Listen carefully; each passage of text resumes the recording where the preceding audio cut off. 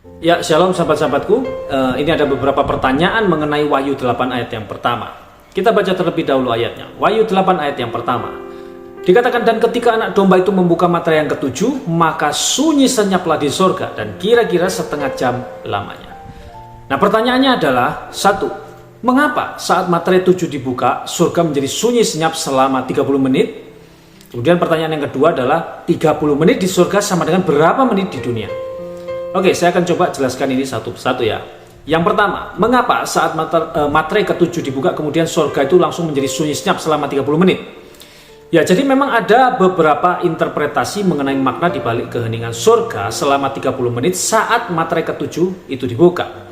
Yang pertama, ada yang berpandangan bahwa keheningan itu sebagai tanda penghormatan. Nah, kemungkinan ini menunjukkan rasa hormat dan kekaguman yang mendalam atas peristiwa penting yang akan terjadi. Pembukaan materai ke-7 menandakan dimulainya rangkaian peristiwa akhir zaman yang penuh kuasa dan dahsyat.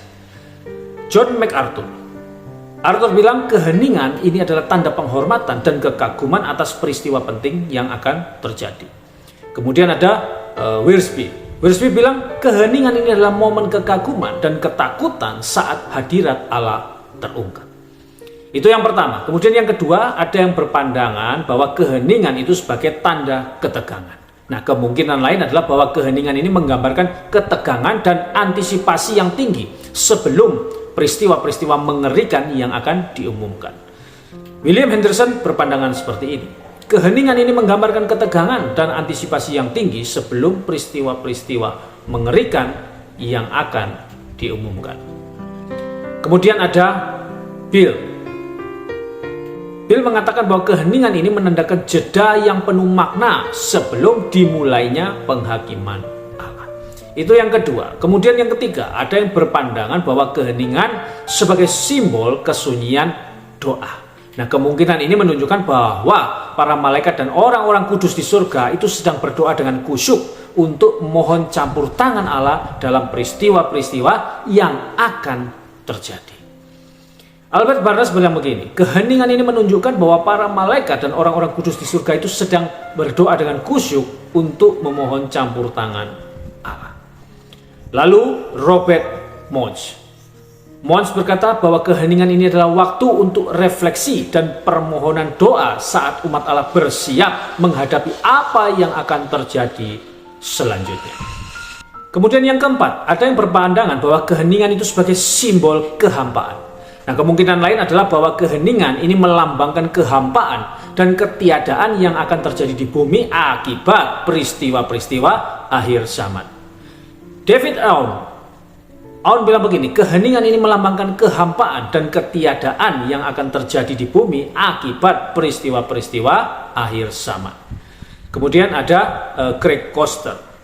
Koster bilang begini, keheningan ini adalah simbol kematian dan kehancuran yang akan melanda dunia.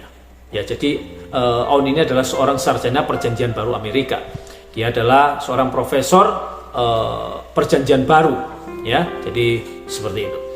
Nah, interpretasi mana yang paling tepat itu memang masih menjadi perdebatan di antara para ahli teologi. Namun, yang jelas adalah bahwa keheningan ini menandakan sebuah peristiwa penting dan penuh makna di dalam urutan peristiwa akhir zaman.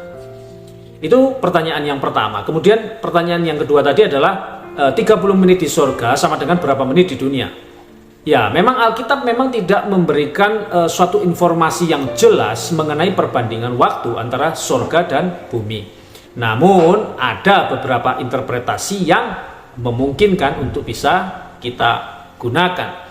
Yang pertama, 30 menit di surga itu sama dengan 30 menit di dunia. Interpretasi ini berasumsi bahwa waktu di surga dan di bumi berjalan dengan kecepatan yang sama. Seperti apa yang dikatakan oleh Thomas Aquinas. Aquinas bilang waktu di bumi dan waktu di surga dan di bumi berjalan dengan kecepatan yang sama. Kemudian ada Augustine of Hippo. Dia bilang tidak ada perbedaan waktu antara surga dan bumi. Yang kedua, 30 menit di surga itu lebih lama dari 30 menit di dunia. Interpretasi ini berasumsi bahwa waktu di surga itu berjalan lebih lambat daripada di bumi. Nah, hal ini mungkin berkaitan dengan perbedaan dimensi atau realitas antara surga dan bumi. Lewis bilang begini, waktu di surga berjalan lebih lambat daripada di bumi. Kemudian Packer berkata, 1 hari di surga mungkin seperti 1000 tahun di bumi. Itu yang kedua. Kemudian yang ketiga, 30 menit di surga itu tidak memiliki durasi waktu yang pasti. Nah, interpretasi ini berasumsi bahwa keheningan di surga bersifat simbolis dan tidak dapat diukur dengan waktu manusia. Bright bilang begini, keheningan di surga bersifat simbolis dan tidak dapat diukur dengan waktu manusia. Kemudian Richard Backham bilang 30 menit di surga adalah waktu yang cukup lama untuk peristiwa penting terjadi. Ya, jadi pada akhirnya interpretasi mengenai durasi 30 menit di surga ini tergantung pada kerangka teologis dan pemahaman individu terhadap Alkitab. Perlu diperhatikan ya, perlu diingat bahwa kitab Wahyu itu adalah kitab yang penuh dengan simbol-simbol atau simbolis-simbolis ya, angka-angka, dan maknanya itu tidak selalu mudah untuk dipahami.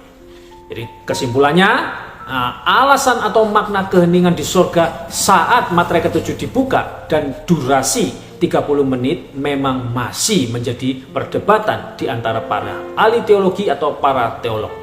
Interpretasi yang saya paparkan tadi itu hanyalah beberapa kemungkinan dan tentunya masih terbuka untuk berbagai macam penafsiran-penafsiran lainnya. Interpretasi yang berbeda tergantung pada kerangka teologis dan pemahaman individu terhadap Alkitab.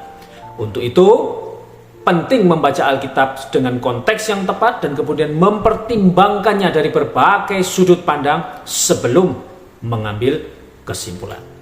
Oke, baik, kiranya penjelasan singkat ini dapat dipahami, memberi pencerahan dan menjadi berkat bagi kita semua. Amin. Tuhan Yesus memberkati. Shalom.